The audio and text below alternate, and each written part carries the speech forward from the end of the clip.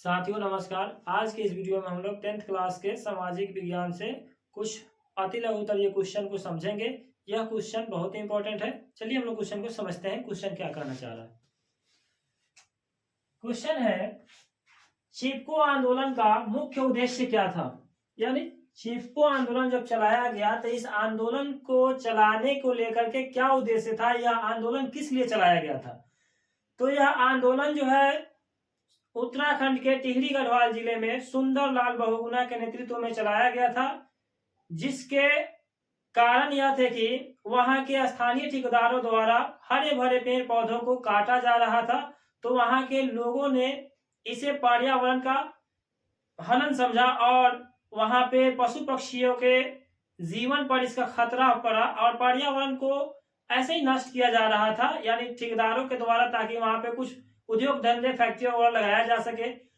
तो इसके लिए वहां के स्थानीय जो लोग थे, ज्यादातर खास करके महिलाएं, वहां पे पेड़ों से चिपके और बोले कि पहले मुझे काटो, फिर यहाँ के पेड़ पौधों को, पशु पक्षियों के कार्य रहने वाले आस्था स्थल को या निवासों को उजाड़ो। इसी घटना ने आगे चल करके बहुत ही ज्यादा विकराल रूप धारण किया और इसी घटना को चिपको आंदोलन के नाम से जानते हैं। तो चलिए हम समझ लेते हैं इसका आंसर क्या कहना चाह रहा है। चिपको आंदोलन जो है मुख्य रूप से इसका मुख्य उद्देश्य निम्नलिखित था। पहला है वन संसाधन की सुरक्षा या वन संपदा की सुरक्षा को लेकर चलाया गया था। दूसरा है वन्य जीव की सुरक्षा को लेकर, वन्य जीव यानी उस वन में यानी जंगल में रहने वाले जितने भी छोटे बड़े जीव जंतु थे उनके सुरक्षा को लेकर, और मिल मालिकों के शोषण के मुक्ति के लिए भी यह आंदोलन जो है चलाया गया था। तो एक नंबर क्वेश्चन को आप अच्छे से समझ पाएंगे। चलते हैं दूसरे नंबर क्वेश्चन की ओर कि पंचायती राज क्या है। पंचायती राज क्या होता है, पंचायती राज का कार्य क्या होता है, इसे समझते हैं। इसका आंसर है कि ग्रामीण स्थानीय सरकार पंचायती राज के नाम से जानी जाती है। ग्रामीण पंचायत मतलब ग्रामीण स्थानीय जो सरकार होती है, यानी ग्राम पंचायत के अंतर्गत ये भी एक प्रकार का सरकार का संचालन करने वाले कार्य है। पंचायती राज के शुभारंभ जो हुआ था राजस्थान से हुआ था, ठीक है। तो इनका महत्व क्या है, पंचायती राज का महत्व होता है या लोगों के निर्णय लेने के लिए, या लोगों द्वारा मान लीजिए सामाजिक स्तर पर झगड़ा झंझट हो जाता है, मारपीट हो जाता है, या किसी प्रकार का कोई विवाद होता है, तो उसको थाना ले जाकर के, कोर्ट कचहरी न ले जाकर के अपने ग्रामीण स्तर पर ही एक स्थानीय सरकार का जो है गठन किया जाता है, जिसके सरपंच के माध्यम से उसको मिल करके मुखिया सरपंच वार्ड सदस्य जो होते हैं उसका निदान निकालते हैं और दोनों के बीच में एक सापेक्ष तरह के साफ सुथरा जो है निर्णय लिया जाता है, ताकि आगे चल के फिर ऐसा गलती वो लोग ना कर सके। तो सीधे रूप से भाग लेने में मदद करता है कि आप इसमें कौन कौन गलती किया है, शामिल कौन कौन हुआ है, इसमें सबको आकर स्वीकार करता है और उसके लिए कई दंड का व्यवधान भी किया गया है। दूसरा है यह सत्ता के विकेंद्रीकरण में मदद करता है।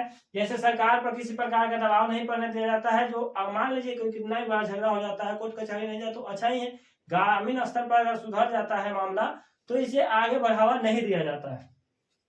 तीसरा है यह केंद्र सरकार के काम के दबाव को कम करता है।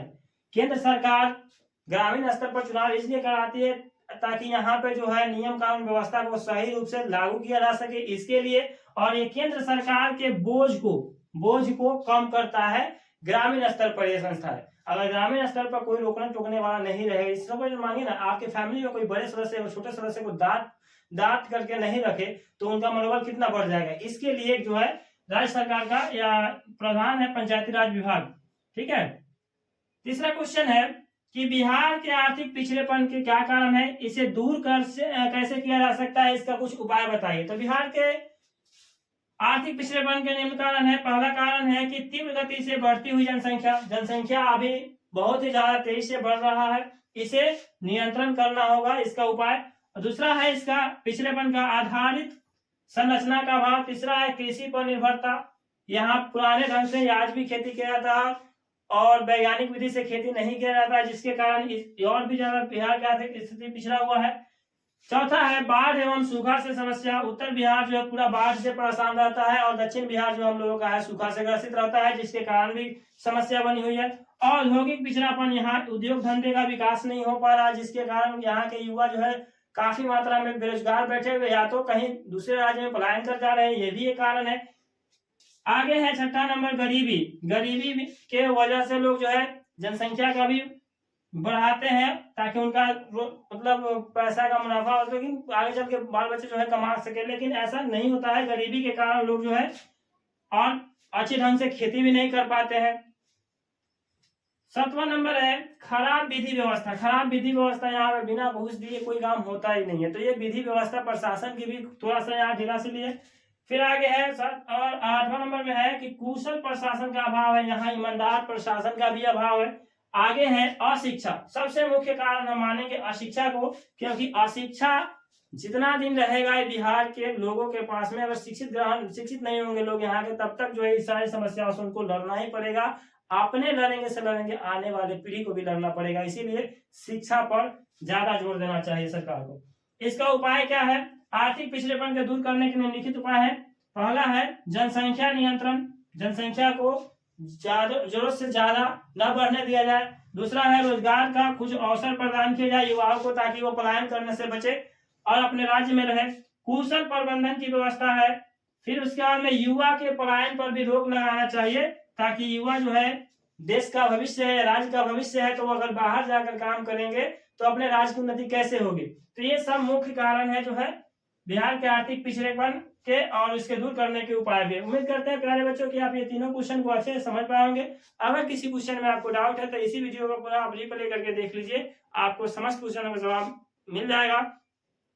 तो साथियों आज के वीडियो में इतना ही। अगर आप इस तरह का और भी वीडियो देखना चाहते हैं तो आप मेरे चैनल को सब्सक्राइब कीजिए, वीडियो को लाइक तथा शेयर कीजिए, ताकि मेरे हर आने वाले वीडियो का नोटिफिकेशन आपके पास ऐसे ही सफलतापूर्वक पहुंच सके। तो प्यारे साथियों मिलते हैं किसी अगले नेक्स्ट वीडियो में, तब तक के लिए धन्यवाद। जय हिंद।